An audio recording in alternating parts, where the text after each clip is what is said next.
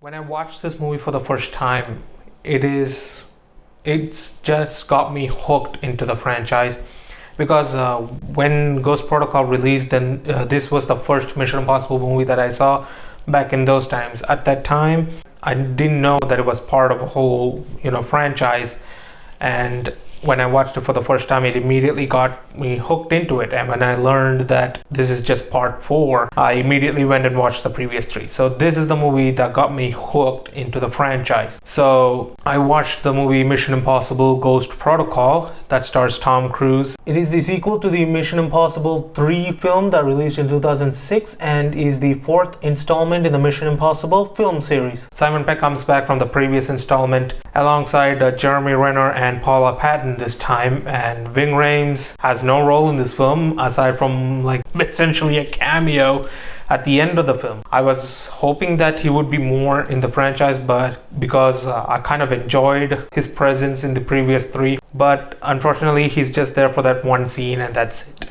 Even Michelle Monaghan as Ethan's wife, it's just a cameo appearance from both of them. This movie is not directed by J.J. Abrams, he's a producer of the movie. This movie is directed by Brad Bird, and if you don't know him, he's very well known for making animated movies. If you don't know who the director is, you might know him from his work, such as Ratatouille, The Iron Giant, and The Incredibles, both of them. So I think you know his work, and all of them are gems. And this is his live action debut. This is the first time he's doing a film with actual humans. To me, this is one of the best movies in the franchise, surpassed only by Fallout. And if I'm just going off in order, then assuming that the future installments haven't released yet, if I'm reviewing this movie as if I'm in 2011, then this is the best Mission Impossible movie. It is the movie that hooked me into the franchise, because before that I enjoyed the film, but there was never really a hook or something that was so large that got me hooked into it. This changes everything. This is one of the best movies to ever come out, and I especially love the casting. Jeremy Renner, Paula Patton, and Simon Pegg returns, as I mentioned before, and I love this team. I also like the dynamic, the interactions between them, and the story with Michelle Monaghan I also like. Simon Pegg has much more work to do in this film. What I love in this film, especially compared to the previous installments, is that this movie humanizes them even more compared to the previous one where they showed you how the mask was made. Here the machines break. They malfunction. There are times when the gadgets just do not work. I enjoyed that. Initially I thought that they were going to overdo them, but no, it was the right amount. There's a very good balance between things that actually work and things that don't. I do wish that they could have toned down on some of it, but yeah, it does seem more realistic that way, that some of these gadgets would fail during mission time. I enjoyed that. Now, talking about the most famous scene in this movie, and you all know what that is. It's the Burj Khalifa scene. Awesome. One of the best scenes in movie history, and there's a reason for that. Tom Cruise, when the movie released, he's 49, 50 years of age. So I'm guessing by the time this movie was made, when he was doing the stunt, I would have to assume that he's 48, 49, and at that age to do the Burj Khalifa stunt, I could not believe it. If you are afraid of heights, I would recommend skipping past that, because trust me, you are going to feel some shit. It's so real. The tension in that scene was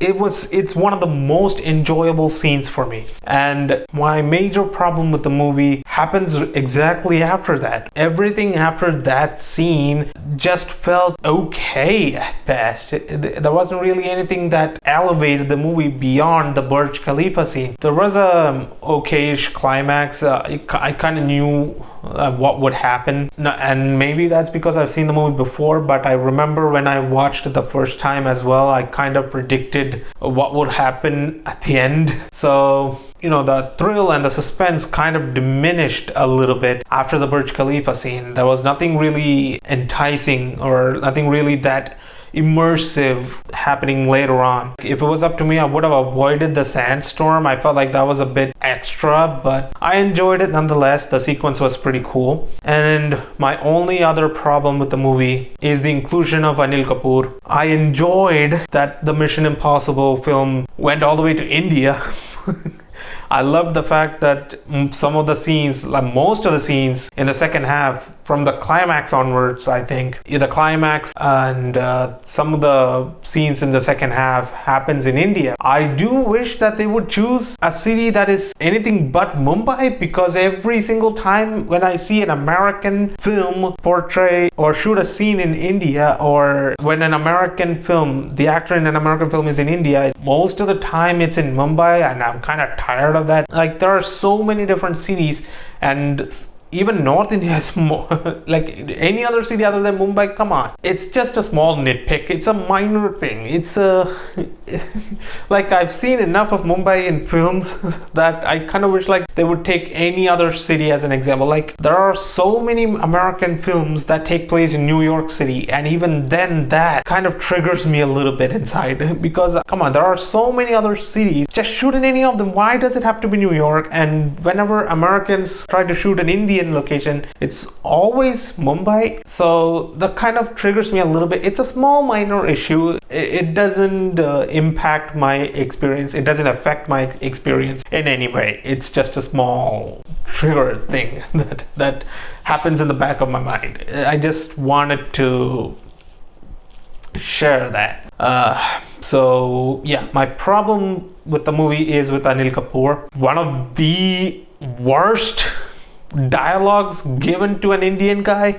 You have Anil Kapoor in your movie, and what they did with Anil Kapoor, I do not like. I only knew that Anil Kapoor is in the movie, and I just never, like, after watching it the first time and even watching it now for this video, I just was like, oh, I forgot, like, this is how they portrayed Brijnath. Like, that is the worst poorly written character or cameo I've ever seen in a film, and the movie comes to a halt at that scene. Whatever momentum the film had going, those scenes kind of put the movie in a full stop, and it never picked up until later in the movie where Tom Cruise is fighting the antagonist. It never picked up until then. That is one of those two are the two major parts I have a problem with. But aside from that, it is very, very enjoyable. I love every single thing in this movie. Every other thing I love. Paula Patton as Agent Carter. Love the addition. I love what she brings to the table, and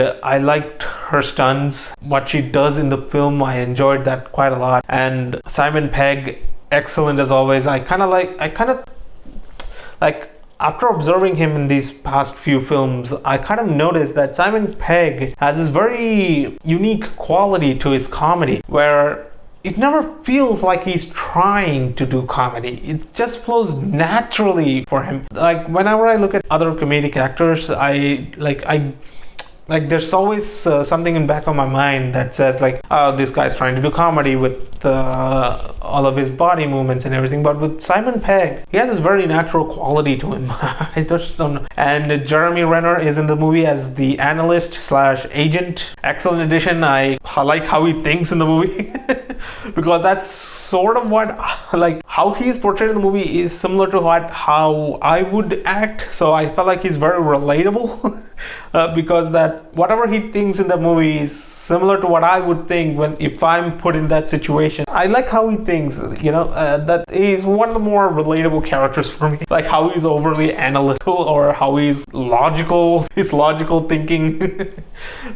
I enjoyed him the most. Him and Simon Pegg, aside from Ethan Hunt, Simon Pegg and Jeremy Renner is two most enjoyable characters in the movie. Now, I did want to talk about the antagonist in the movie, Michael Nyqvist as Kurt Hendricks, but unfortunately Nyqvist died of lung cancer on 27th of June 2017 in Stockholm at the age of 56. So I'm kind of torn as to whether to discuss his involvement in the film or not, because it is a small minor gripe I have with the film, even though this is not his last film by any means, because whenever a person passes away, I like to look at the last film that he made, and as a show of respect, I do not criticize their parts in the movie. But since this is not his last work, I guess I'll mention it. Rest in peace, Michael. But anyways, his character is pretty weak and he's one of the least memorable villains for me.